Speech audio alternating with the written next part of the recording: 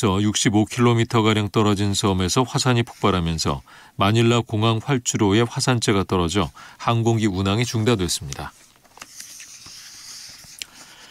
북한과 중국이 양국 간 항공 노선을 증편하고 있습니다. 중국 칭다오 항공은 오는 10월부터 칭다오 취안저우, 징저우에서 평양을 오가는 직항 노선을 주 3회 운항합니다. 중국은 러시아와 함께 유엔 안전보장이사회에 대북 제재 완화 결의안을 제출하는 한편 북중 무역량을 늘리는 데도 공을 들이고 있습니다. 오늘 밤은 전국 대부분 지역이 맑겠지만 제주도에는 비나 눈이 오겠습니다. 내일도 전국이 대체로 맑겠지만 서해안과 강원 동해안에는 구름이 많이 끼겠고 강원 북부 동해안에는 새벽부터 아침 사이에 눈이 날리는 곳이 있겠습니다. KBS 제1라디오 10시 뉴스를 마칩니다. 10시 5분입니다. KBS.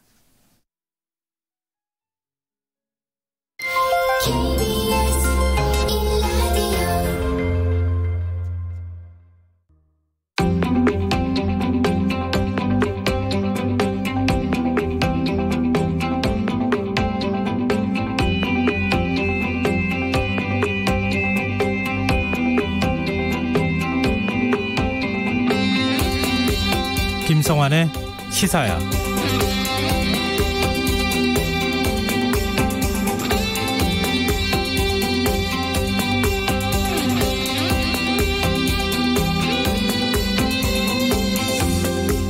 선거법이 개정되면서 올 4월에 치러지는 21대 총선부터 만 18세 학생들도 투표권을 행사할 수 있게 됐죠. 생일이 빠른 고등학교 3학년 학생들도 유권자가 된 건데요. 학생을 대상으로 한 선거운동을 어디까지 허용해야 하는지를 두고 지금 논란이 이어지고 있습니다. 자유한국당은 이와 관련해 교내 선거운동 방지법을 추진한다고 밝혔습니다. 학교 현장이 정치판이 되지 않도록 하겠다는 건데요. 사실 현행 선거법에는 학교 내 선거운동에 대한 규정이 없습니다. 교실에서는 선거운동하면 안 된다는 게 선관위의 해석이지만 학교 운동장에 대한 해석은 또 다르다고 하는데요. 학생들이 투표권을 갖게 된 상황에서 제대로 된 가이드라인도 없이 학교가 정치판이 될까 봐 걱정만 하는 것이 과연 적절한 일일까요? 서울시 교육청은 학생들이 투표권을 올바르게 행사하도록 모의선거 프로젝트 수업을 진행한다는 계획을 세웠는데요.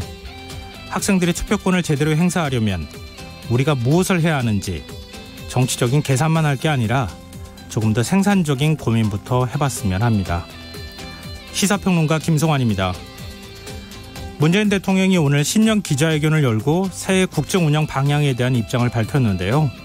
잠시 후 뉴스야에서 자세한 소식 살펴보겠습니다. 더 깊이 있게 들여다보는 인터뷰 시간에는 오늘 2차 집단 소송을 낸 일제강제징용 피해자들의 입장을 들어보는 시간 마련했습니다.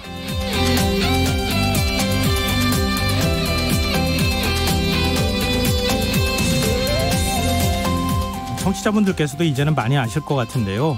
김성환의 시사에는 청취율 조사 기간을 맞아서 저희 프로그램도 홍보하고 또 애청자를 인증하는 작은 이벤트를 이어가고 있습니다.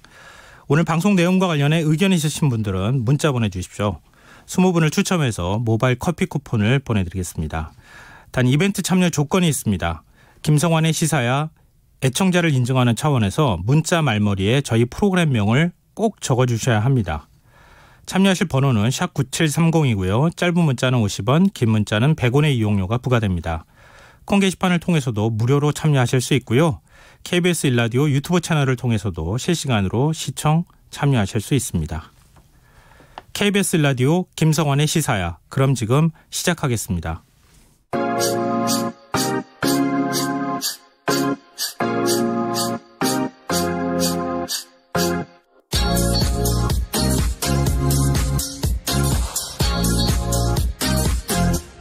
KBS 1라디오 김성환의 시사야.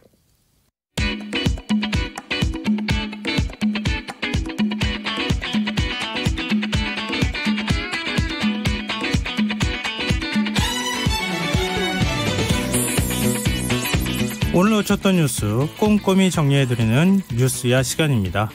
곽재훈 프레시안 기자 나와주셨습니다. 안녕하세요. 네, 안녕하세요. 곽 기자 오늘 굉장히 정신없는 하루 보냈죠? 네, 뭐 오전 문재인 대통령 신년 기자회견부터 시작해서 네. 오후에는 또 정세균 총리 취임식, 또 이낙연 이제 전 총리가 되신 네, 이낙연 그렇죠. 총리 이임식도 있었고요. 뭐 국회에서도 여러 가지 일정들이 이어져서 정치부는 상당히 바쁜 날이었습니다. 그럼 발언 내용을 전부 다 정리해야 되는 거죠. 기본적으로는 정리하고 살펴보고 어떤 내용을 뭐 키워드로 뽑을지 이런 것까지 다 고민을 해야 되는 거잖아요. 그렇죠. 일단 이제 실시간으로 보면서 네. 좀 이거는 무조건 중요하다. 이거는 무조건 기사가 되겠다 싶은 거는 그냥 실시간으로 보면서 바로 씁니다. 바로 쓰고 요즘 인터넷 세상이니까. 인터넷 시대라서요. 네. 그 부분이 약간 맹점이 있는데 정작 청와대 기자들은 그 실시간 작업은 할 수가 없어요. 왜요? 대통령하고 같이 들어와서 그 기자회견에 참여를 하고 있으니까. 그걸 받아줬기가 어렵군요. 그래서 일본은 편집국에서 내근하는 기자들이나 네. 아니면 국회에서 지원하는 사람들이 해줘야 됩니다. 그리고 끝나고 나서는 다 이제 기사 주제를 잡아가지고 다시 분야를 나눠서 정리를 하게 되는 거죠. 참 오늘 진짜 눈꽃을 새 없이 바빴다는 말이 맞을 것 같습니다. 그러면 일단 문재인 대통령 신년 기자회견 얘기를 좀 해봤으면 좋겠는데요. 네. 곽 기자가 보기에 가장 인상적인 장면, 가장 중요한 메시지는 뭐였다고 보세요? 사실 이제 기자회견에서 중요한 메시지가 이게 질문이 나오는 데 대해서 대답을 하는 거라서. 그렇죠. 뭐 임의로 대답을 할 수 있는 건 아니니까. 대통령이 뭐 어떤 거를 중요한 메시지라고 강조했다라고 보기에는 좀 어려운 면도 있는데요. 네. 제가 보기에는 일단 오늘 주제가 확실한 변화였는데 네. 검찰을 향해서 좀 확실한 변화를 요구했다. 이 부분이 좀 네. 눈에 띄었습니다.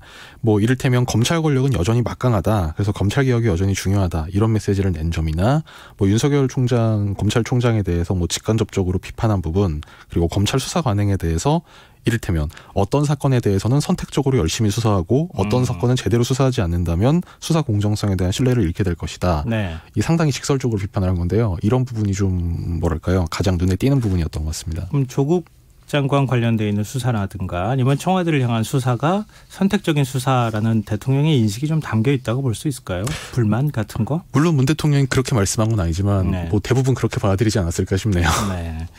근데 오늘이 취임 후 세 번째 이제 신년회견인데요. 네.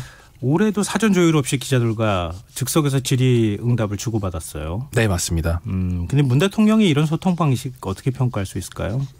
뭐 사회자를 두지 않고 대통령이 직접 사회를 보고 뭐 조율 없이 자유롭게 질문을 받고 뭐 격의 없이 대답을 하고 이런 부분은 다 좋고요. 네. 다만 이제 말씀하신 것처럼 세 번째 신년회견인데 취임 100일 때 한 것까지 포함해서 이번이 네 번째입니다. 사실 네. 취임 후에요.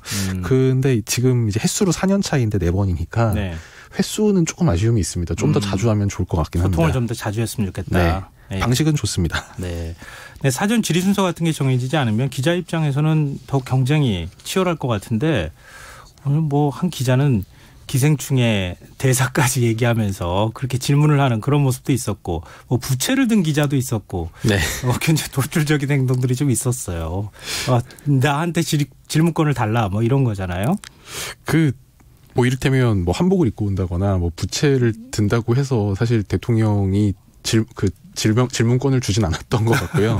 다만 이제 말씀하신 대로 질문 순서를 미리 정하지 않았기 때문에 네. 첫 번째만 이제 그 청와대 출입기자단 간사로 미리 정하고 나머지는 문 대통령이 즉석에서 이제 지목을 했기 때문에 뭐 물론 이제 상당히 치열했죠. 네. 뭐 다만 이제 일부 보도에서 뭐 앞자리를 뭐 특정 기자 풀에서 독점했다. 뭐 아까 질문하신 그 기자가 뭐 너무 자주 질문을 한 거 아니냐.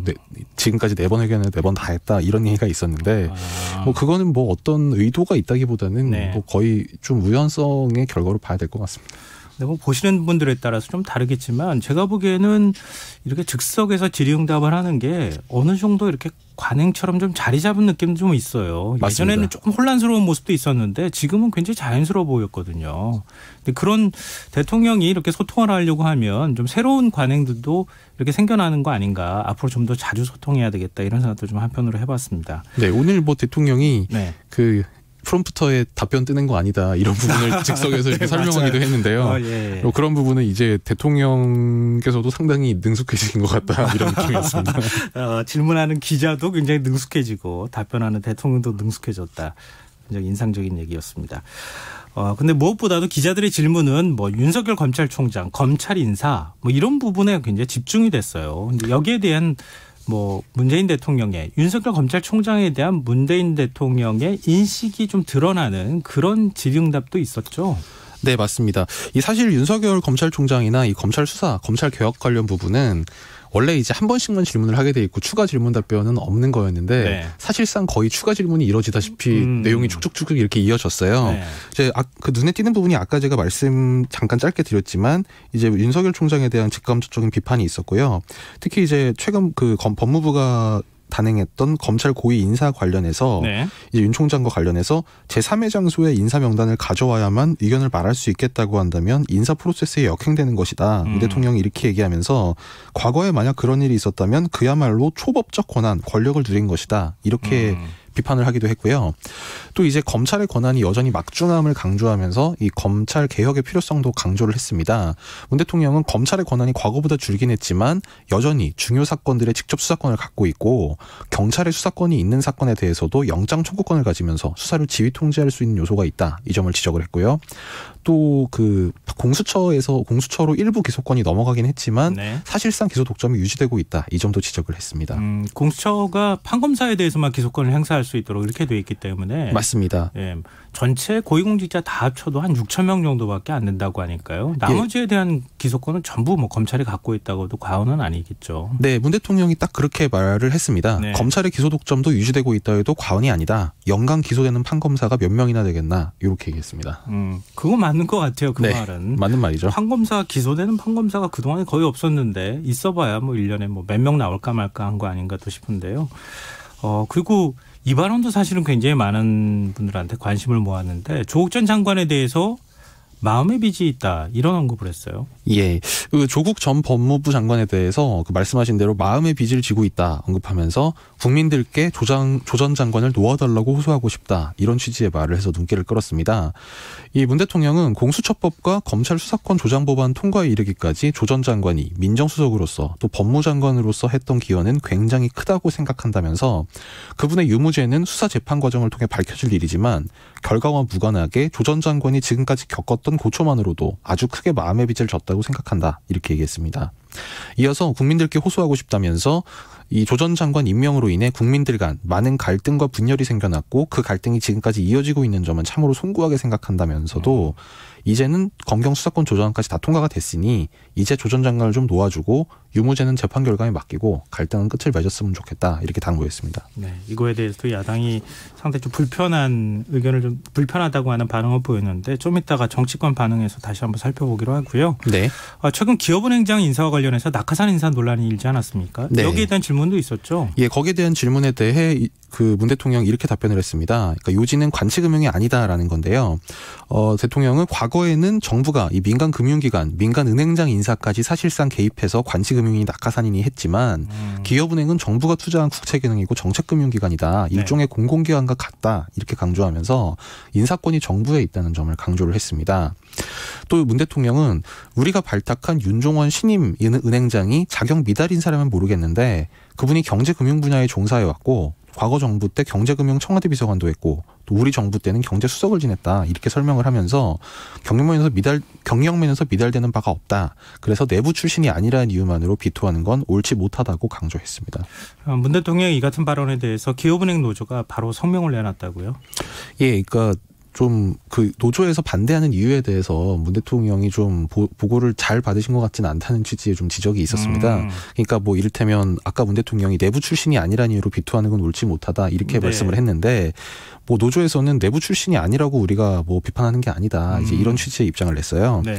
그러니까 그 노조 입장문을 보면 대통령은 야당 시절 낙하산 기업은행장을 반대해놓고 후보 시절에는 낙하산 인사 근절을 협의해놓고 또 기업은행장 임명 절차를 개선하겠다고 해놓고 왜 낙하산을 임명하십니까? 이렇게 얘기하면서 우리는 임명권을 부정하지 않았고 투명하고 공정한 임명 절차를 바랐습니다. 이렇게 얘기를 했습니다. 또 내부 인사를 고집하지 않았다면서 낙하산 반대가 어떻게 내부 행정 요구냐 이렇게 그 항변을 하기도 했습니다. 공정한 절차가 있었어야 하는데 그 절차가 누락됐다.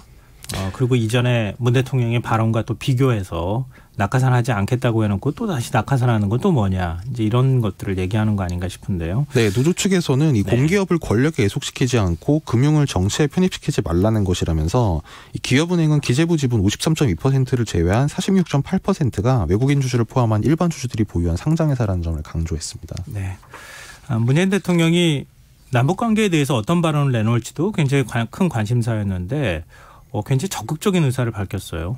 네, 맞습니다. 그 최근에 좀 관심을 끌었던 게 이제 김계관 북한 외무성 고문의 지난 10일을 담화였는데요. 네. 문 대통령은 이와 관련해서 북한이 친서를 수령한 뒤 두 정상 간 친분 관계도 다시 한번 강조했다면서 북한의 요구가 수긍돼야만 대화할 수 있다는 전제를 달긴 했지만 여전히 대화의 문을 닫지 않았다. 이걸 강조했습니다. 특히 이제 어떤 말이 좀 중요한 부분이었냐면 네. 북한은 연말 시한을 설정한 바 있었기 때문에 그 시한을 넘어가면 북미 간 대화가 파탄나지 않을까 하는 걱정이 있었지만 북한은 여전히 대화의 문을 닫지 않았다. 이제 이렇게 얘기를 하면서 네. 물론 북한이 조건을 강조하긴 했지만 그건 북한이 종전에 해왔던 주장과 달라진 것이 없다. 그러니까 그 북한이 내건 조건은 사실 별게 아니라는 뭐 그런 취지의 언급이었습니다. 네. 이제 그러면서 북한의 메시지를 잘 보더라도 비핵화 대화는 북미 간 문제라는 점을 분명히 하는 것이고 남북 관계 발전이나 협력을 위한 남북 간 대화를 거부하는 메시지는 없다. 이제 이렇게 이걸 강조하면서 이 남북 관계가 북미 교착 상태와 맞물리면서 어려움을 겪고 있지만 북미 대화만 쳐다볼 게 아니라 남북 간 할 수 있는 협력을 해야 한다. 여기에 대해 한미 간의 이견이 없고 앞으로 필요한 조치를 미국과 협력해 나가겠다고 강조했습니다. 그러면은 만약에 비핵화가 더 이상 진척이 안 된다 하더라도 남북 관계를 통해서 뭔가 적극적으로 우리가 남북 교류를 활성화하는 방안까지 출구를 찾아보겠다. 이런 대통령의 의지를 표명했다고 볼 수 있는 거죠. 예, 그렇습니다. 이제 문 대통령이 실제로 그 부분을 좀 언급한 것도 있는데요. 그 기자의 질문에 답을 하면서 물론 국제사회의 제재라는 한계가 있기 때문에 남북이 할 수 있는 협력에 제한이 있는 건 사실이라면서도 그 범위 내에서도 남북 간 할 수 있는 일이 있다. 남북 접경지역 협력, 개별 관광 같은 것은 제재에 저촉되지 않기 때문에 충분히 모색할 수 있다. 이렇게 얘기했고요. 또 도쿄올림픽 남북 공동 입장과 단일팀 구성, 또 2032년 남북올림픽 공동 개최 등도 언급을 했습니다. 네. 지금 경제에 관한 언급도 사실 좀 주목이 됐는데 지난번에 신년사에서 투기와의 전쟁이라고 그렇게 얘기했었나요? 문재인 대통령이. 네, 상당히 센 말이었죠. 네. 그러니까 그 표현이 나와서 앞으로 부동산 정책이 어떻게 나올 것인가 이게 많은 사람들한테 관심을 모았는데 이번에도 역시 부동산 대책에 대해서는 만약에 집값이 다시 뛰거나 이럴 때는 아니면 현재로서도 아주 강력한 대책을 내놓겠다는 대통령의 의지를 보여줬어요. 네, 오늘도 이제 눈길을 끄는 표현이 네. 보다 강력한 대책을 끝없이 내놓을 것이다. 이렇게 얘기했습니다. 끝없이 내놓을 네. 것이다. 네. 그러면서 이제 부동산 투기를 잡고 가격을 안정화한다는 정부 의지는 확고하다. 이 점을 강조했는데요. 지난 12월 16 부동산 대책을 언급하면서 이 지난 대책으로 모든 대책이 다 갖춰졌다고 생각하진 않는다. 지난 대책은 9억 원 이상 고가주택이나 다주택에 초점이 맞춰졌기 때문에 네. 9억 원 이하에서 오르는 풍선 효과가 생기거나 매매 수요가 전세 수요로 바뀌면서 전세 가격이 오르는 식의 다른 효과가 생길 수 있기 때문에 보완 대책을 강구할 것이다. 이렇게 얘기를 했습니다. 그러면서 단순히 부동산 가격 인상을 막겠다는 게 목적이 아니라 일부 지역은 서민이 납득하기 어려울 만큼 위화감을 느낄 만큼 급격한 상승이 있었다고 지적하고 원상 회복돼야 된다. 이렇게 얘기한 부분도 눈길을 끌었습니다. 문 대통령이 공부를 많이 하고 나왔다는 게 여기서 좀 티가 나는 거 아닌가 또 싶거든요. 왜냐하면 9억 원 이하인 경우에 집값이 뛴다거나 네. 아니면은 전세값이 오른다고 하는 언론 보도들이 있었잖아요. 예. 그런 부분에 대해서 대통령이 아마 보고를 받고 예상 질의를 연습하지 않았을까 뭐 이런 생각도 좀 드는데 일단 보유세 인상 등 세제 대책과 관련한 언급도 했죠. 일단 그 전제가요. 이제 뭐 정부의 대책만으로 이제 부동산을 완전히 가라앉히기는 좀 힘들다는 점은 사실 좀 인정을 하는 듯한 인식이 보이긴 했습니다. 네. 그러니까 이를테면 전 세계적으로 유동성이 과잉 상태고 저금리 상태여서 갈 곳 없는 투기 자금이 부동산에 몰린다. 그래서 한국도 같은 양상이어서 대책을 내놓으면 상당 기간 효과가 먹히다가도 결국 우회적 투기 수단을 찾아내는 게 투기 자본의 생리다. 이제 이런 점은 좀 뭐랄까요, 정책을 펴는데 어떤 한계랄까, 어떤 기본적인 조건을 좀 어려운 조건을 언급을 했는데요. 네. 이제 그러면서 나온 게 지금의 대책 기조가 다 했다고 판단하면 보다 강력한 대책을 끝없이 내놓겠다. 이제 이렇게 얘기를 한 겁니다. 그 보유세 강화 문제를 놓고는 크게 보면 보유세를 강화하고 거래세는 낮추는 게 맞는 방향이라고 얘기를 했고요. 또 보유세는 실제로 강화되고 있다. 지난 대책에서도 다주택자 종부세를 더 인상하기로 했다는 점도 강조를 했습니다. 다만 거래세 완화는 현실적으로 쉽지 않다는 점을 지적을 했는데요. 이 길게 보면 맞는 방향이지만 당장은 취득록세가 지방정부 재원이기 때문에 그 부분을 낮추기가 어려운 점이 있다. 좀 현실적인 부분을 언급을 했습니다. 네. 부동산 가격 그리고 집값에 관해서는 사실 체감도가 다 국민들마다 다른 측면도 좀 있고 그리고 또 언론 보도도 사실은 좀 극과 극을 오고 가고 있지 않겠습니까? 그리고 어제 김재원 자유한국당 정책위 의장이 정부의 부동산 정책을 비판하면서 지난 3년간 서울 집값 상승률이 44%로 전 세계 1위다 뭐 이런 주장까지 내놨었는데 팩트체크를 한번 해보면 어떨까요? 이게 마침 저희가 방송을 하고 있는 KBS에서 팩트 기사가 나왔었는데요. 이 김재원 정책위 의장의 발언은 어제자 조선일보 기사를 좀 인용한 걸로 내용상 그렇게 보입니다. 네. 그 기사는 또 보면 이제 국가도시통계 비교 사이트라는 넘베오라는 사이트를 인용한 건데 네. 이 사이트가 얼마나 신뢰성이 있는지가 이제 KBS 기사의 요점이었습니다. 그러니까 통계를 구하는 방식이 뭐 정부 발표 자료를 넣은 게 아니라 네티즌들이 직접 이제 각종 생활물가나 아파트 가격 등 정보를 입력하도록 하고 있다. 그러니까 뭐 좋게 말하면 집단지성이라고 할 수 있는데 네. 이제 그만큼 좀 엄밀함이나 정확성은 떨어진다. 이제 이런 지적이 있었고요. 특히 이제 이 사이트 측에다가 이 혹시 정부 자료나 공식 자료를 좀 이렇게 업데이트한 것이 있느냐고 물어보니까 네. 그런 데이터는 사용하지 않고 있다고 답을 했다. 특히 한국에 대해서는 그런 게 없었다고 답을 했다고 해요.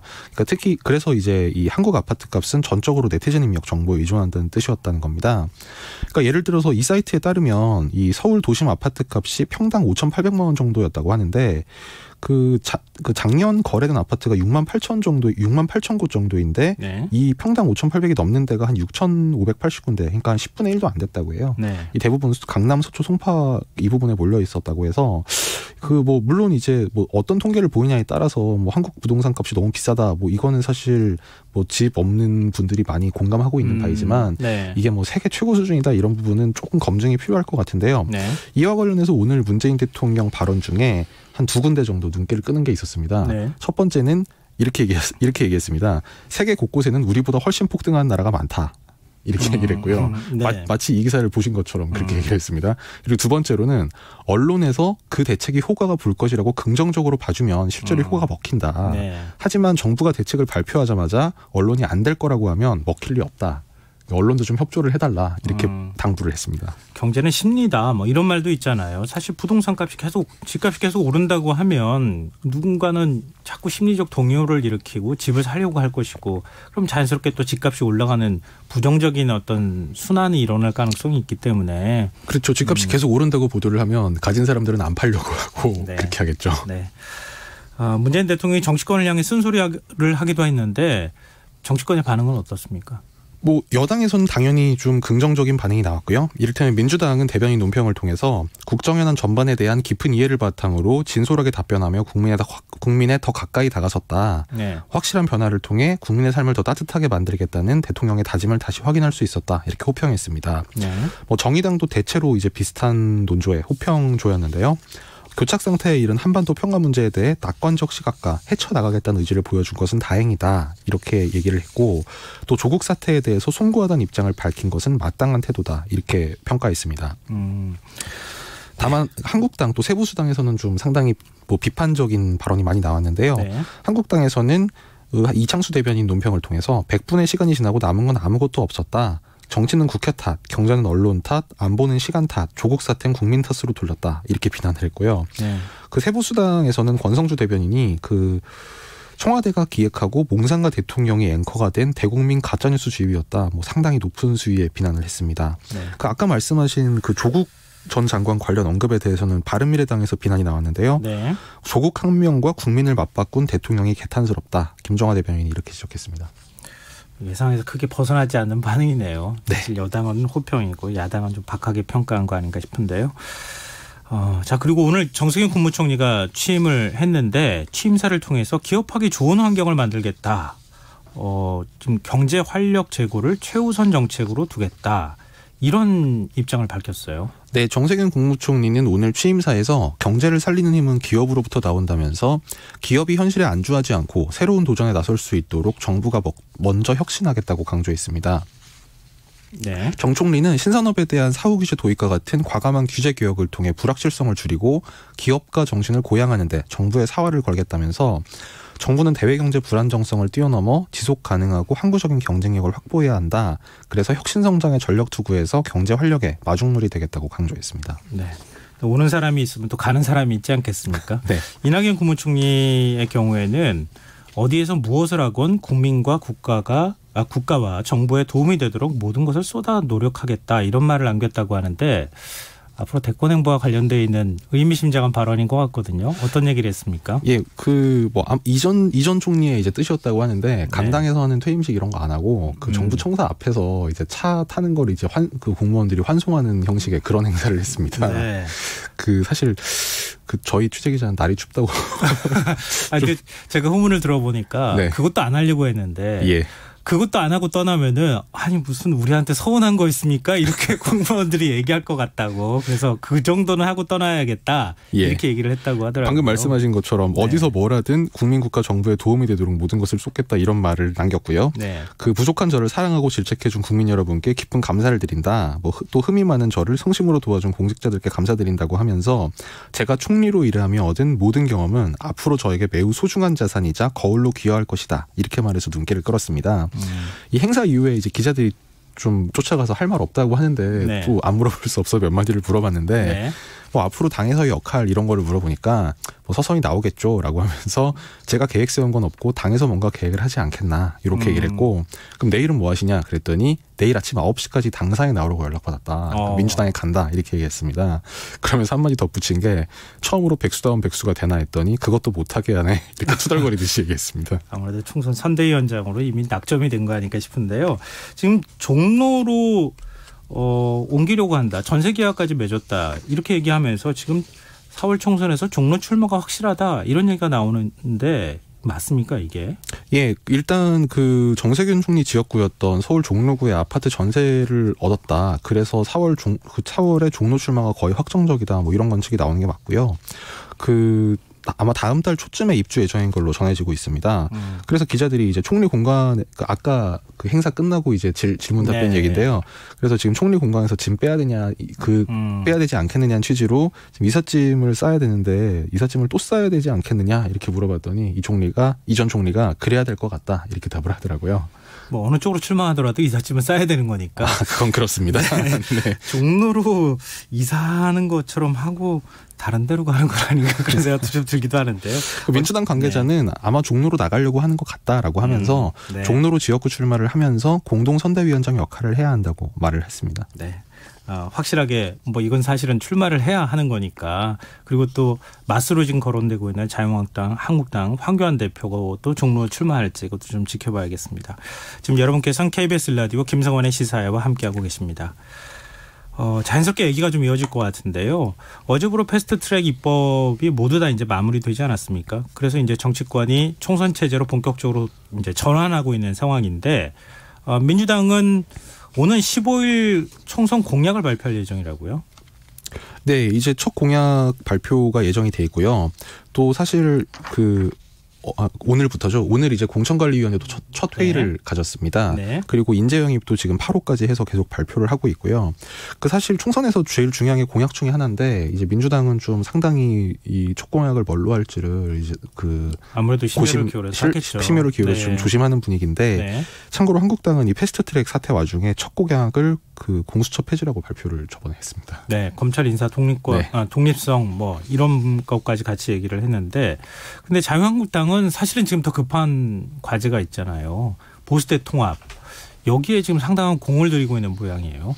네, 황교안 대표가 공개석상에서 여러 차례 오늘도 지금 인천시당 경기도당 인사회를 가서 이 통합 관련 메시지를 발신을 했는데요.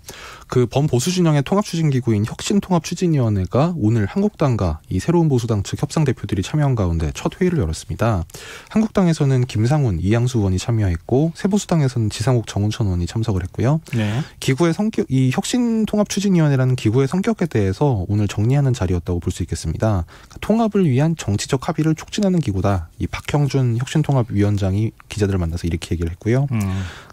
향후 목표는 이제 통합 보수 신당을 만드는 거라면서 통합 신당은 과거의 낡은 모습을 털어내고 미래의 희망을 줄 수 있어야 한다. 이런 청사진을 밝혔는데 앞으로 남은 부분이 상당히 많습니다. 일단 신당을 어떻게 할 거냐에서부터 시작해서 신당을 만들었을 때 공천을 어떻게 할 거냐, 또 공천관리위원장을 누구로 할 거냐, 이제 이런 부분들이 많이 남아 있기 때문에 갈 길이 좀 멀어 보입니다.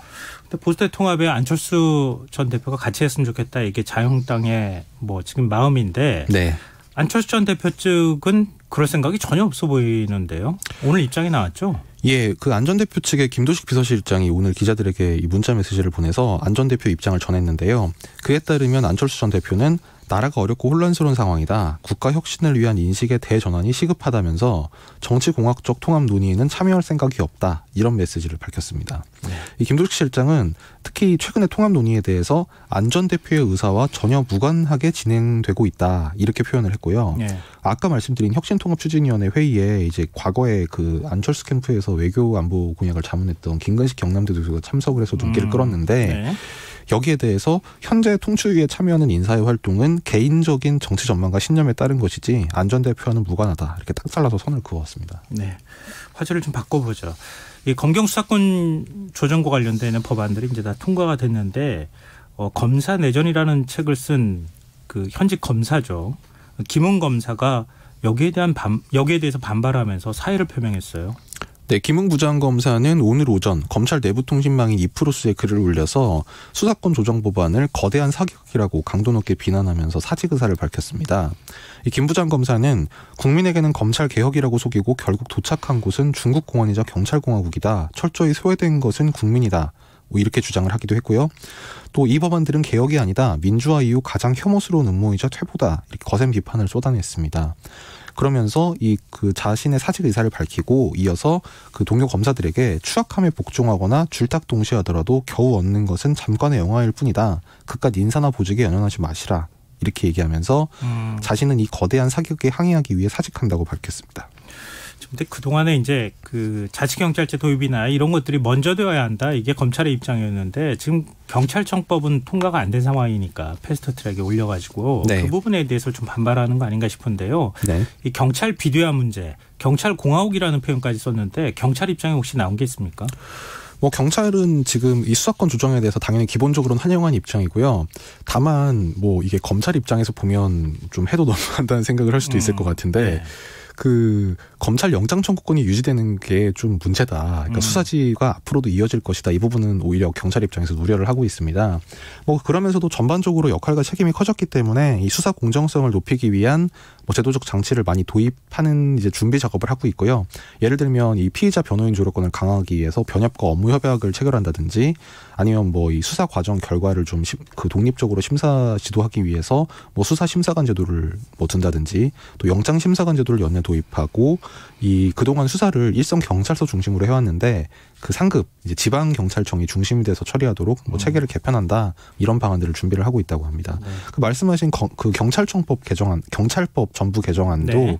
이 지난 3월달에 발의가 됐는데 아직 본격 논의는 안 되고 있는데요. 이 부분을 이제 국가경찰과 이 지방자치단체 자치경찰로 분리하자 이런 내용을 담고 있습니다. 네, 서로 간에 좀 인식차가 있어 보이는데요. 검찰 내부에 또 반발이 있을 수도 있으니까 검찰 내부에서 또 다른 검사들이 사의 표명을 하고 연이어 이제 사표를 내거나 이런 사태까지 또 갈지 이런 건 좀 지켜보도록 하겠습니다. 오늘 뉴스에 여기까지 듣겠습니다. 지금까지 곽재훈 프레시안 기자였습니다. 고맙습니다. 네, 감사합니다.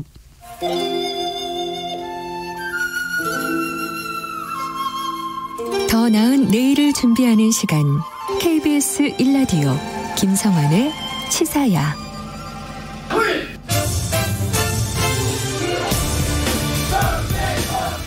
광주와 전남 지역 일제 강제동원 피해자들이 일본 전범 기업들을 상대로 2차 집단 소송을 제기했습니다. 지난 4월에 이어 두 번째인데요. 1차 소송은 일본 측의 거부로 재판도 아직 열리지 못하고 있다고 합니다. 또 오늘 문재인 대통령이 이번 문제와 관련해서 피해자들의 동의를 얻는 해법안을 마련해야 한다. 이런 점을 거듭 강조해서 좀 눈길을 끌기도 했습니다. 오늘 이슈와 인물을 더 깊이 들여다보는 인터뷰 시간에서는 근로정신대 할머니와 함께하는 시민모임의 이국언 공동대표를 연결해서 이 문제와 관련해서 얘기 나눠보도록 하겠습니다. 이 대표님 안녕하십니까? 예, 안녕하십니까? 네. 오늘 오전인데요. 일본 전범 기업들을 상대로 2차 집단 손해배상 소송을 제기한다. 이런 점을 좀 밝히셨는데요. 지난해 4월이었나요? 소송을 한 차례 또 제기하신 적이 있지 않나요? 예, 그렇습니다. 이번이 이제 두 번째 소송인데 지난번 소송과 이번 소송이 혹시 연결된 건가요? 아니면은 소송 자체가 좀 다른 점이 있는 겁니까? 1차 소송에 이어서 이제 2차 소송인데, 네. 소송 취지는 같다고 볼 수 있겠습니다. 네. 일본 전범 기업들이 강제 동원 피해자들한테 배상하라라고 하는 것인데, 작년 1차 소송 때 미처 하시지 좀 못했던 분들이 계셨어요. 네. 예, 그분들이 이번에 33분 서로 소송을 하게 된 것입니다. 제가 기사에서 봤는데요. 그 16살에 이 강제징용을 그 강제 노역을 일본에 가서 끌려가서 하신 분의 아드님이 팔순이 돼서 이 소송에 참여했다. 이런 사연을 또 봐서 좀 마음이 찡한 그런 느낌을 좀 갖게 됐는데요. 이번 2차 소송을 또 한 번 제기하신 1차 소송도 지금 아직 일본에서 소장 전달이 안 된 상황에서 지금 제대로 진행이 못 되는 상황인데 2차 소송을 또 한 번 하신 특별한 이유가 있을까요? 예, 사실 2018년 우리 대법원이 일제 강제동원 피해자 문제에 있어서 일본 기업의 책임을 최종 확정했습니다. 그런데 피해자 중에서 이제 일부 원고들의 경우였긴 했지만 그건 하나의 강제동원 문제 전체를 해결할 수 있는 매우 상징적인 사건이라고 생각합니다. 왜 그러냐면 수십만 피해자들이 일일이 변호사를 선임해서 각각 소송이라고 하는 방법을 통해서 이 문제를 해결한다라고 하는 것은 대단히 소모적인 일일 뿐만 아니라 또 그 역사적인 문제이기 때문에 사실은 일본 기업과 일본 정부가 그 사실을 시인하고 반성의 태도를 취한다라고 하면 굳이 소송을 이라는 이런 어려운 과정을 통해서 이 문제를 해결해야 될 이유가 없죠. 그런데 이제 문제는 대법원 판결 이후에도 지난해 어느 때 겪어보지 못한 한일 간 극심한 갈등이 있었습니다만 사죄는커녕 아예 그냥 오히려 그 도둑이 매를 드는 경우로 판결도 이행하지 않고 또 오히려 수출 규제라는 이름으로 이런 적반하장 태도를 취하고 있어서 더 이상 기다릴 수 없고 또 권리 행사에는 남은 시간이 많지 않아서 부득이 어려운 방법이지만 이 소송에 나서게 된 것입니다. 네.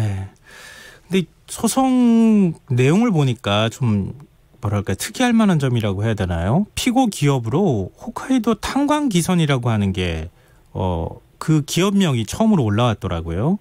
근데 이 기업의 강제동원 피해자들이 거기 가서 이제 일을 했다고 하는, 강제로 노동했다고 하는 그런 비중이 상당히 높은데 이 기업에서 도대체 어떤 일이 있었던 겁니까?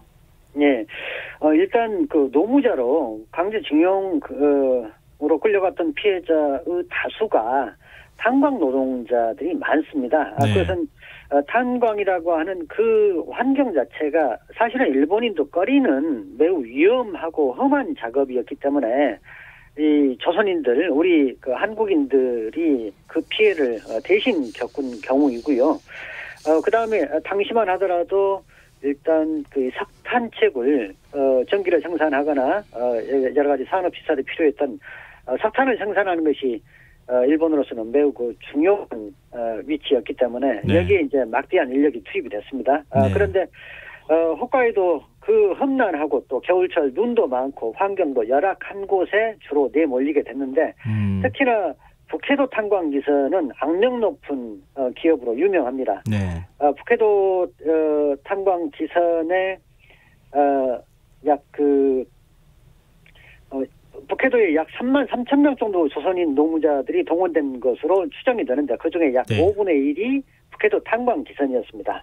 그런데 이제 특히나 이 탄광은 예를 들어서 워낙 험한 작업이었기 때문에 도주하려고 하는 이런 것들이 자연히 있을 수밖에 없죠.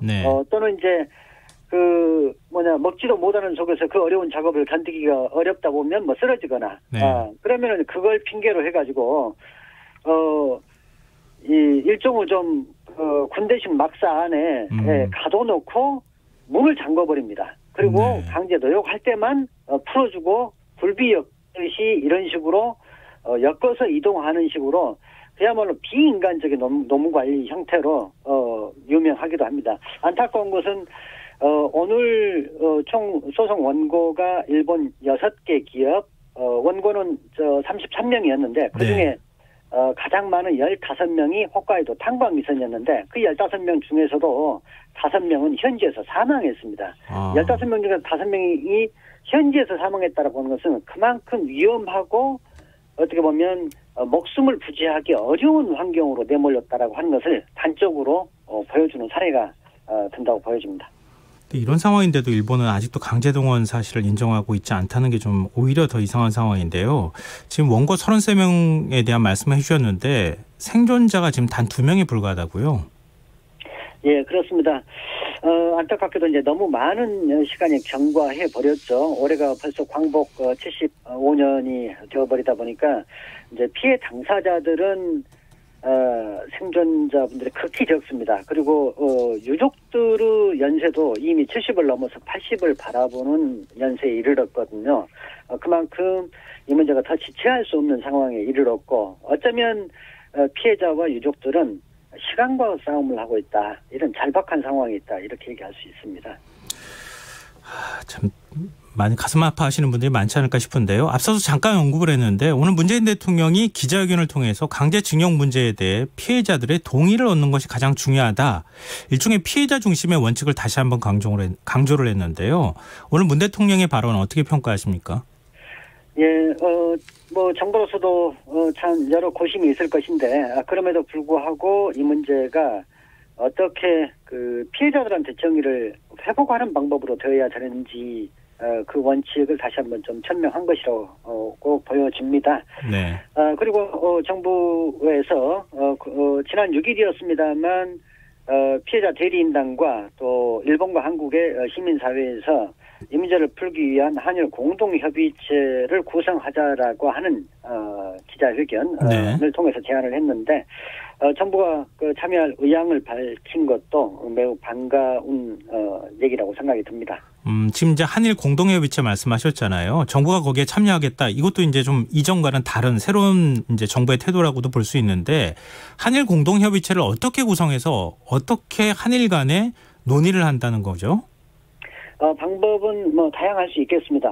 그런데 이제 우선은 일본 정부와 일본 기업의 태도와 의지가 이제 가장 중요할 것 같습니다. 네. 그리고 이제 앞서 말씀이 있었습니다만, 지난 2018년 대법원에서 확정 판결 지어진 피해자들은 사실 소수에 불과합니다. 네. 미처 아직 소송에도 참여하지 못하고 또 소송의 방법도 모르는 다수 피해자 문제를 언제까지 이대로 방치할 수 없다라고 하는 것이죠. 그렇다고 하면 또 현실의 문제도 충분히 여지를 두고 일본 정부나 기업의 얘기를 좀 듣겠고 일단 만나서 서로 생각을 마주해보자라고 하는 것 정도로 좀 이해하면 될 것 같습니다. 네. 그런데 이제 우선 우리 정부가 그러한 구상에 대해서 의지를 밝힌 것은 매우 중요하고 또 우리 정부의 의지 표명이 또 일본 정부나 기업을 끌어내는 하나 동력이 될 수도 있다고 봅니다. 다만 사실은 일본 기업과 일본 정부가 이 문제의 1차적 당사자임에도 불구하고 우리 정부나 또 민간에서 여러 가지 방법을 찾고 있습니다만 이에 대한 화답을 않고 있다라고 하는 점이 매우 아쉽습니다. 그런데 우리 정부가 만약에 그 한일 공동협의체에 들어가게 될 경우에 일본 정부가 좀 이전의 태도하고 다른 그런 태도를 보일 가능성은 없을까요? 사실 일본 정부로서도 이 문제가 어떻게 보면 계속 끊이지 않고 네. 반복적으로 이어지는 문제가 아니라 네. 어떤 식으로든지 좀 해결 부담 없는 선에서 또 일괄적으로 좀 해결되는 것이 네.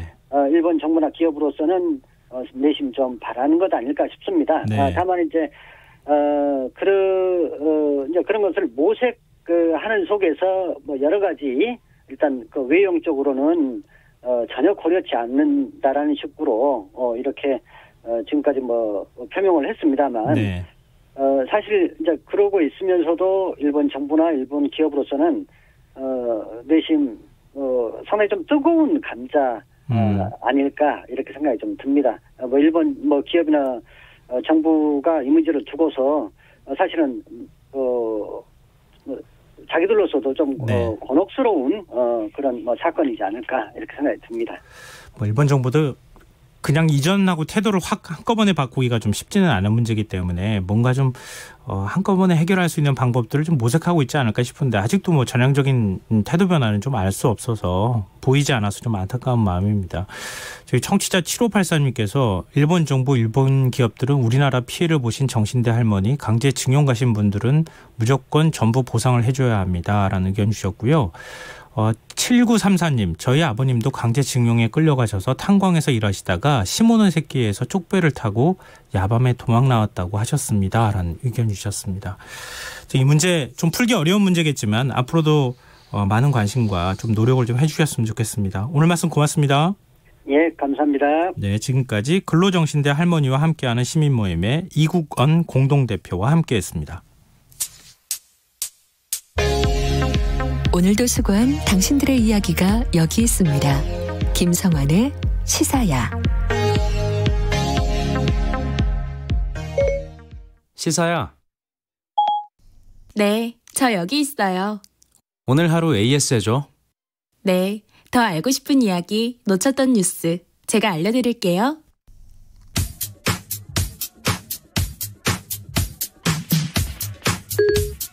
시사야 애프터 서비스를 시작합니다. 올 2월부터 시행되는 산업기술보호법을 두고 기술 유출을 빌미로 산재조사를 못하게 하는 대기업 보호법률이라는 비판의 목소리가 나오고 있습니다. 일례로 삼성반도체 노동자의 백혈병 발병이 직업병임을 입증하기 위해서 필요한 작업환경보고서도 공개할 수 없는 상황인데요. 오늘 김경래의 최강시사에서 삼성반도체 노동자들의 직업병 등의 논의를 주도하는 단체인 반올림의 조순규 노무사를 연결해 입장을 들어봤습니다. 해당 내용입니다. 근데 제가 알기로는 이 작업환경 보고서를 공개를 하라 피해자들에게 이런 판결을 법원에서 내린 적이 있지 않나요? 예, 2018년 2월에 이제 나왔었는데요. 저희가 이제 정보공개 청구 관련해서 이제 진행을 해서 한 3, 4년 만에 얻은 판결입니다. 근데 그 판결을 했는데도 공개를 안 하는 거예요? 왜 그런 거죠, 그거는? 네, 그 정보공개 판결에서 이제 삼성이 원래 그간 주장이었던 영업비밀이다. 이런 부분들을 실제로 깼는데 영업비밀은 일단 영업비밀이 아니고 유해성 관련 정보일 뿐이고 영업비밀이라 하더라도 이게 생명 안전을 위해서 필요한 정보다. 그래서 공개하라고 이제 했는데요. 이제 이 정보 삼성이 그간 주장해왔던 영업비밀 주장으로는 좀 부족하니까 그 뒤에 국가핵심 기술이라는 것을 이제 들고 나오게 돼요. 아하. 국가핵심 기술은 원래 사실 정보 공개랑은 거리가 먼 것이었는데 그래도 이게 이름이 굉장히 무시무시하잖아요. 그러다 보니까 이 국가핵심 기술이라는 그 실제적인 압력으로 행정심판에서 이제 그 이전에 이제 판결과는 또 판결 얻었음에도 불구하고 다시 불공개 처분을 내리게 돼서 저희가 이제 그거에 대해서 싸우게 되었습니다. 이게 사실 이제 한일 간의 무역 갈등 국면에서 이게 통과가 된 법입니다. 그러니까 그 국가 기술이 유출되는 거에 대한 불안감 이런 것들이 일반에 있는 건 사실이에요. 그럼에도 불구하고 이런 작업환경 보고서 같은 것들이 필요할 때 건강권을 위해서 공개돼야 되는 이유를 마지막으로 좀 간단하게 설명을 듣고 마무리하죠. 네, 일단 우리가 보려고 하는 그 정보가 공장 진짜 기업의 영업 비밀로 인정할 만한 그런 부분들이 아니거든요. 이게 이 보고서가 삼성 안에 있는 그냥 정보가 아니라 그 정부에 제출하는 이 공장의 유해성에 관한 정보예요. 사실 정부에 제출하는 데 이유가 있겠죠. 실제로 그 유해성과 관련해서는 이게 관리가 돼야 되기 때문에 그리고 확인이 필요할 때 확인이 돼야 되기 때문에 정부에 제출을 하는 거죠. 그러니까 저희가 보려는 건 그 부분이기 때문에 그 부분을 확인하고자 하는 거기 때문에 이거는 영업비밀이라고 이게 확인된다고 기업에 기술이 유출된다고 보기가 굉장히 어렵습니다. 그래서 실제로 저희 정당한 문제제기까지 막고자 하는 이런 산업기술보호법 개혁이라든가 삼성의 태도 이런 것은 문제가 있으니까 저희 반올림의 주장에 귀를 기울여 주셨으면 좋겠습니다. 국회의원들이 자신이 법을 통과시켜놓고 뒤늦게 부작용을 우려하는 웃지 못할 일들이 가끔씩 벌어지곤 하죠. 강화된 산업기술보호법 개정안이 국회를 통과한 것은 지난해 8월 제적의원 206명, 반대 0표. 그야말로 법안이 무사 통과했는데요. 법 시행을 불과 한 달 앞둔 오늘 열린 토론회에서는 법안 표결 당시 독소조항을 미처 알지 못했다. 토론회에 참석한 국회의원들마저 뒤늦은 후회의 목소리를 내놨다고 하는군요. 이날 토론회에서는 또 삼성 청부 법안이란 지적도 나왔다고 하는데요. 당초 민주당 강병원 의원이 발의한 법 개정안은 산업안전에 대한 정보 접근이 더 쉽도록 해서 노동자 알권리법이라는 별칭까지 붙었다고 합니다. 그런데 관련 상임위인 산자위는 오히려 자유한국당 윤석영 의원이 대표 발의한 산업 보안을 더 강화하는 내용의 법 개정안을 통과시켰다고 하는데요. 윤 의원은 제안이유서에서 삼성전자의 반도체 공장 관련 자료 정보 공개 청구 소송을 언급하면서 국가 핵심 기술의 보호에 취약점이 노출됐다고 적어서 의심의 눈총을 사고 있습니다. 산업기밀 중요합니다. 물론 보호해야죠. 하지만 노동자의 생명과 안전이 위협받고 있는데도 최소한의 정보마저 공개하지 못하도록 예외 규정마저 두지 않은 것. 이건 너무 지나친 처사가 아닐까 싶은데 청취자 여러분은 어떻게 생각하십니까? 김성환의 시사회는 청취율 조사 기간을 맞아서 작은 이벤트 마련하고 있습니다. 오늘 방송 내용과 관련해 의견 주시고요. 그 말머리에 반드시 김성환의 시사야 저희 프로그램명을 적어 보내주시면 됩니다. 저희가 20분을 추첨해서 커피 상품권, 커피 쿠폰을 보내드리도록 하겠습니다. 참여하실 문자 번호는 샵 9730이고요. 짧은 문자는 50원, 긴 문자는 100원의 정보 이용료가 부과됩니다. 콩 게시판, 유튜브는 무료로 이용하실 수 있습니다. KBS 라디오 김성환의 시사야 1부 순서는 여기서 마무리하겠습니다. 1부 끝곡으로 박원의 이방인 들으시고요. 전 11시 5분 2부에 다시 찾아오겠습니다.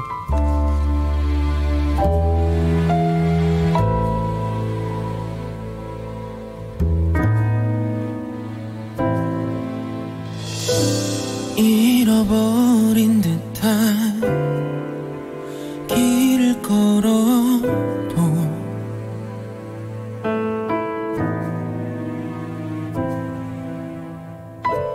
형용할 수 없는 마음으로 나를 가둬두네. 달빛조차 숨고 없는 밤 어김없이 그댄 빛나고 끝이 없는 새벽을 지나 오네. 조금씩 짙어져 가는 감정에 연일 그대를 그리지만 또 바라만 보다 걸음을 멈추어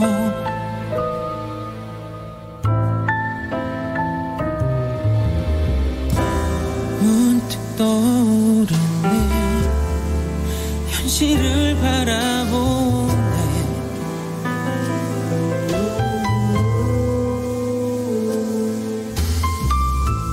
다시 눈을 감아 내겐 과분한 꿈을 꾸었소.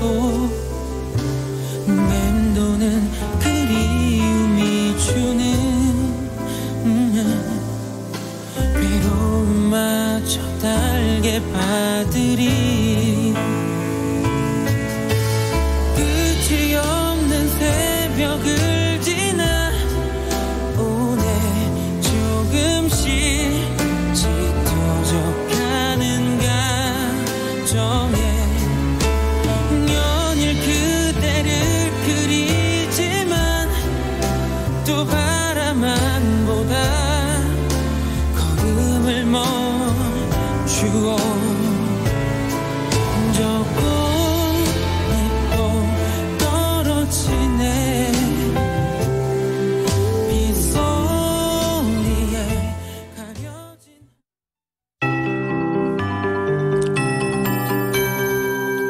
KBS 58분 날씨. 오늘 아침 강원도 철원 김하는 영하 15.1도, 화천 산에는 영하 14도까지 내려갔습니다. 경기 북동부와 일부 강원도 내륙 산재 한파특보가 발효 중이고 모레까지 예년 이맘때 겨울 추위가 이어지겠습니다. 오는 이번 주말 이후 예년 기온을 웃돌면서 온화한 겨울 날씨가 이어질 것으로 전망됩니다. 내일 중국 산둥반도 부근에 있는 고기압이 영향을 받겠습니다. 전국이 대체로 맑겠습니다. 다만 충남 서해안과 전라도 서해안, 강원 동해안 지방 가끔 구름이 많이 끼겠고 강원도 북부 동해안 지방에서는 새벽부터 아침 사이에 산발적으로 눈이 날리는 곳이 있겠습니다. 울릉도 독도는 내일 오전까지 5에서 10cm 눈이 더 내리겠습니다. 한편 강원 영동과 경상도 해안, 일부 경상도 내륙 지방에 건조주의보가 발효 중인데 그 밖의 지역도 차차 건조해지겠습니다. 화재 예방에 유의하시기 바랍니다. 내일 아침 기온은 서울 영하 6도, 광주 영하 2도, 부산 0도가 예상됩니다. 낮 기온은 서울 2도, 세종 3도, 대전 4도, 대구, 광주 5도, 울산 6도, 부산, 제주는 8도가 예상됩니다. 내일 미세먼지 농도는 전국적으로 좋음이나 보통으로 예상됩니다. 서울지방 현재는 영하 3.2도, 습도 44%입니다. KBS 58분 날씨 전금배입니다.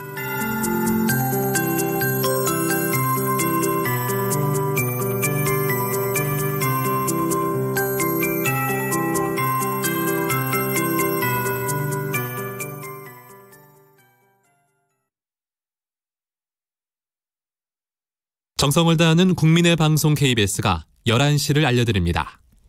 AM 711kHz, FM 97.3MHz, KBS 1라디오입니다. HLKA.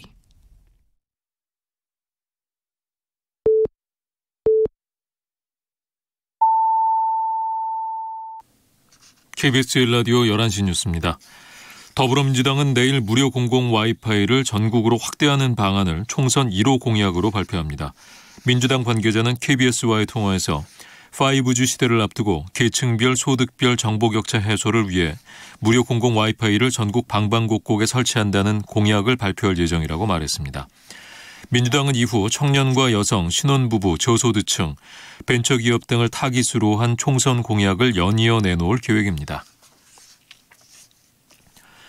자유한국당은 오는 4월 총선부터 선거 연령이 18세로 하향되는 것과 관련해서 가칭 교내 선거운동 방지법을 추진한다고 밝혔습니다. 한국당 심재철 원내대표는 오늘 오후 중앙선거관리위원회 박영수 사무총장을 국회 원내대표실로 불러 교내 선거운동 방지 관련 입법을 해서 학교 현장이 정치판이 되지 않도록 관련 자료를 달라고 박 사무총장에게 요구했습니다. 어제 법무부의 검찰 직제 개편안 발표와 국회에서의 검경수사권 조정 법안 통과 이후 검사들의 사의 표명이 잇따르고 있습니다. 대검찰청 형사정책단장으로 검경수사권 조정 업무를 맡았던 김웅 법무연수원 교수가 검경수사권 조정안은 민주화 이후 가장 혐오스러운 음모이자 퇴보라고 공개 비판하며 사의를 표명했습니다. 조국 전 법무부 장관 일가가 투자한 사모펀드 운용에 연루된 의혹을 받는 상상인 그룹 관련 수사를 맡았던 김종호 서울중앙지검 조세범죄조사부 부장검사도 내부망에 글을 올리고 사의를 밝혔습니다. 윤석열 검찰총장이 오늘 후배 검사들에 대한 강연에서 형사사법 시스템의 변화에 따라 검사의 본질을 깊이 성찰해야 할 시기가 됐다고 당부했습니다. 윤 총장은 오늘 오전 11시 충북 진천연수원에서 사법연수원 34기 검사들을 상대로 한 강연에서 검경수사권 조정안이 통과돼 향후 형사사법 시스템에 큰 변화가 있을 것이라며 대검찰청도 당장 오늘부터 후속 조치를 준비할 것이라고 말했습니다. 이른바 청와대 하명수사와 울산시장 선거 개입 의혹으로 검찰 수사를 받는 송병기 울산시 경제부시장이 오늘 직권 면직됐습니다. 울산시는 오늘 오후 3시 인사위원회를 열고 송 부시장에 대한 직권 면직 의견 청취권을 논의한 결과 송 부시장이 현재 상황에서 직무 수행이 어렵다고 판단해 직권 면직을 의결했다고 밝혔습니다. 송 부시장은 그동안 울산시장 선거 개입 의혹과 관련한 검찰 수사 과정에서 실추된 명예를 회복하기 위해 총선에 출마하겠다는 의지를 주변에 전한 것으로 알려졌습니다. 헝가리산 가금류와 고기에 대한 수입이 오늘부터 금지됐습니다. 농림축산식품부는 헝가리에서 고병원성 조류 인플루엔자가 발생해 헝가리산 살아있는 가금류와 닭고기, 오리고기 등 가금육, 가금 생산물의 수입을 금지한다고 밝혔습니다. 이번 조치는 헝가리 농업부가 현지 시간 13일 북서부의 칠면조 농장 한 곳에서 H5N8형 고병원성 조류인플루엔자가 확인됐다고 세계동물보건기구에 긴급 보고한 데 따른 것입니다. 중국 여행사들이 한국 단체 관광 상품을 온라인에 올렸다가 삭제를 반복하고 있습니다. 중국 최대 온라인 사이트인 시트립은 최근 태국 플러스 한국 4박 5일짜리 단체 관광 상품을 내놨다가 관련 기사가 퍼지자 이 상품을 삭제했습니다.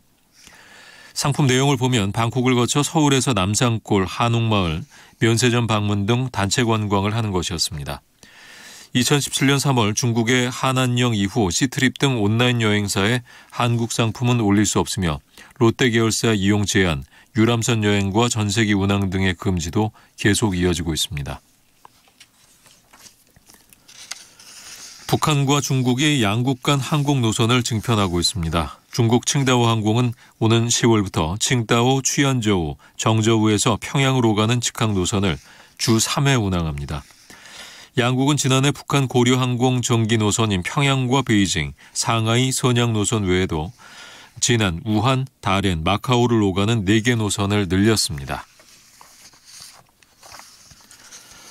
오늘 밤은 전국 대부분 지역이 맑겠지만 제주도에는 비나 눈이 오겠습니다. 내일도 전국이 대체로 맑겠지만 서해안과 강원 동해안에는 구름이 많이 끼겠고 강원 북부 동해안에는 새벽부터 아침 사이 눈이 날리는 곳이 있겠습니다.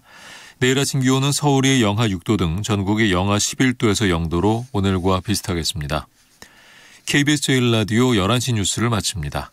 KBS